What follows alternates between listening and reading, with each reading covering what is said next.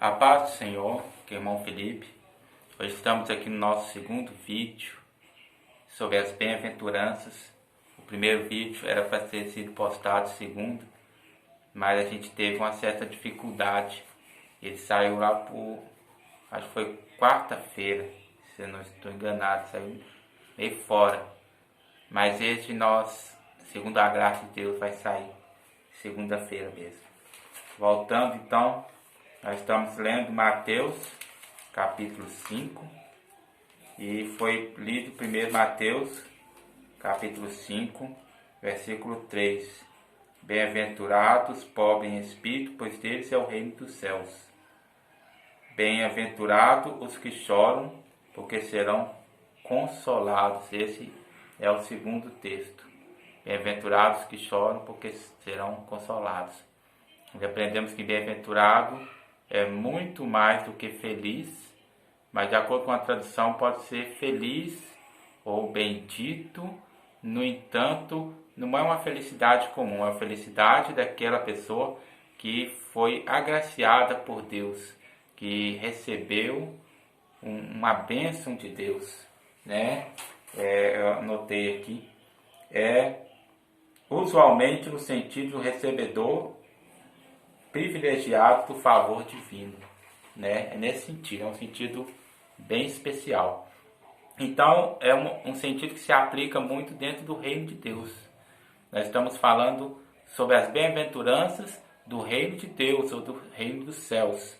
E a segunda bem-aventurança, segundo Mateus, são os que choram, né? Bem-aventurados que choram, porque serão consolados. Quem são estes que choram, né? Quem são estes que choram e que serão consolados? Olha, a coisa é certa, não se fala de qualquer pessoa que chora, não está falando o texto de qualquer pessoa que chora, né? Não são qualquer um, assim como os pobres de espírito, os humildes de espírito, que também não se referia a qualquer humilde de espírito ou qualquer pobre de espírito, mas se referia àqueles que pertencem ao reino de Deus, ao reino do céu. Da mesma forma, os que choram também são aqueles que choram, mas que são filhos do reino de Deus, ok? Não são qualquer um, mas são aqueles que creem em Jesus Cristo, são bem-aventurados no contexto do reino de Deus, né? A palavra para os que choram é pentonste. Eu não sei ler muito bem grego, irmão, me desculpe aí os irmãos que sabem, né? É uma palavra que se refere àqueles de luto, ou aqueles que choram na nossa versão de português, né? Eu pego uma nota aqui do rodapé da Bíblia de Estudo de Genebra, que comenta assim: o contexto indica que estão chorando por causa do pecado e do mal, especialmente os deles mesmos, e por causa do fracasso da humanidade em dar glória devida a Deus. É uma observação aqui que se refere a esses que choram, segundo a nota aqui. São pessoas que estão chorando por si próprios, pelos seus próprios pecados, e que choram também pelos pecados da humanidade, que não se curva, que continua na obstinação, continua pecando e não quer saber de se voltar para Deus. Tiago, capítulo 4, versículo 9, traz essa ideia. Vamos ler lá? Tiago, capítulo 4, versículo 9. Glória a Deus, bendito seja o nome do Senhor. Tiago, capítulo 4, versículo 9. Entristeçam-se, lamentem-se e chorem. Troquem o riso por lamento e alegria por tristeza. Ao versículo 10. Humilhe-se diante do Senhor e Ele os exaltará. Né? Ou seja, traz essa mesma ideia daqueles que se quebrantam diante de Deus, que se contristam diante de Deus, contrito diante de Deus, sentindo as suas próprias misérias, sentindo que não é digno, que se quebrantam perante Deus, né? Ok? É nesse sentido, o sentido, né, em que diz sobre os que choram, ok? Esses versículos ligados à beatitude, do versículo 3, significa que humildade, referindo aqui ao primeiro versículo, humildes de espírito, é a constatação da indignidade humana perante Deus. Você chegar perante Deus de forma humilde. Ninguém que se chega perante Deus de forma exaltada tem alguma vantagem, mas aquele que se chega de forma contristada, esse é exaltado. Também existe a constrição pelos pecados. Você se chega perante Deus humilde, mas humilde e contrito pelos pecados, né? Lembremos também de Daniel. Daniel fez a mesma coisa, ele se contristou pelo seu próprio pecado, também pelo pecado de sua nação, né? Chegamos num tempo em que nós precisamos também de nos contristar pelo nosso pecado, pelo pecado do Brasil, né? Eu estarei lendo aqui o que diz sobre esse assunto aqui no comentário bíblico de aplicação pessoal, aqui, que diz assim, uma boa observação para a gente aqui, ok? Diz assim: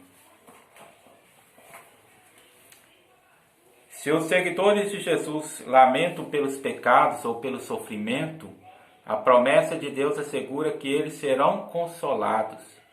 Somente Deus pode perdoar e apagar os pecados.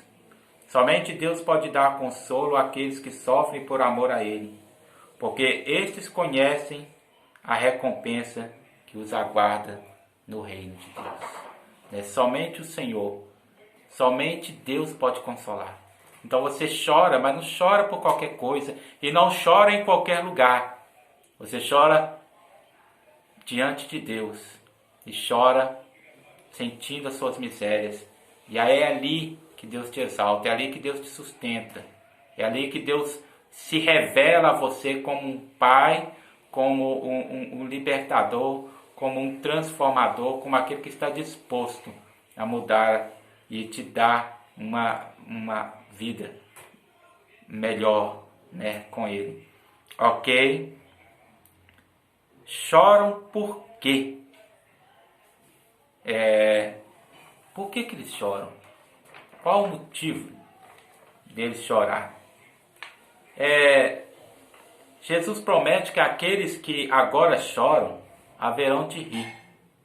Os estudiosos discordam quanto à verdadeira natureza desse chorar. Jesus pode ter se referido à nação de Israel, chorando pelos seus pecados, né? Outros entendem isto de maneira mais pessoal, como eu já falei, né? Explicando que se refere àqueles que choram pelos seus próprios pecados, ou até mesmo por uma tristeza pessoal ou opressão, né? Quando você se sente oprimido, quando você se sente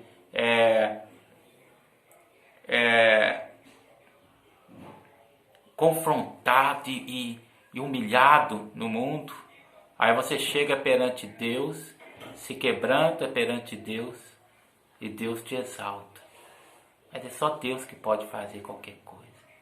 Se você chora perante o homem não te entende. Ele pode até tentar te consolar, mas não vai sair nada dali, não. A não ser que saia ele seja um instrumento de Deus, né? E aí outros 500, né? Ok? Aleluias, glória a Deus.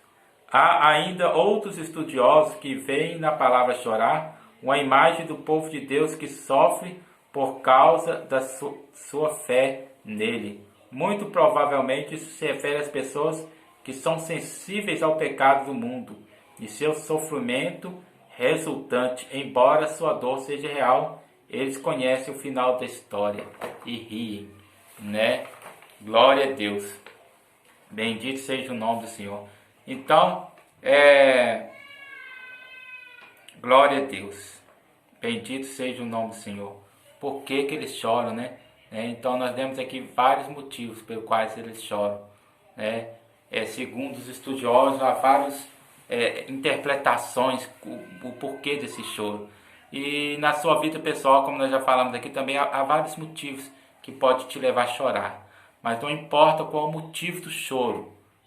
Se você chora na presença de Deus, se você chora sendo um filho do reino de Deus, você será consolado. Em Mateus, diz que serão consolados. Aí aqui uma diferença. E em Lucas, diz que eles vão rir. Há uma diferença nessas palavras, né? E ser consolado é ter conforto diante da tristeza. Não necessariamente ser consolado é rir. Mas que coisa boa é você ser consolado vendo o motivo da sua tristeza se transformar no motivo da sua alegria. Não é uma coisa boa, né?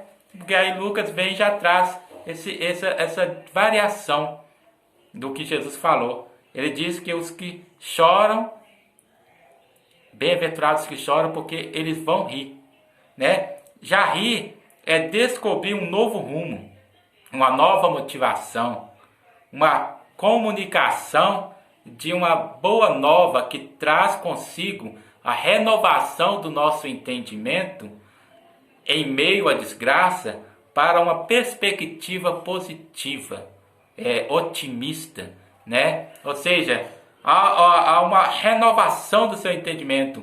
Deus muda de tal forma que a sua mente, você olha para aquele motivo e há uma mudança total na sua perspectiva, no seu modo de ver, no seu modo de enxergar, que você já começa a olhar aquilo com um motivo, com uma visão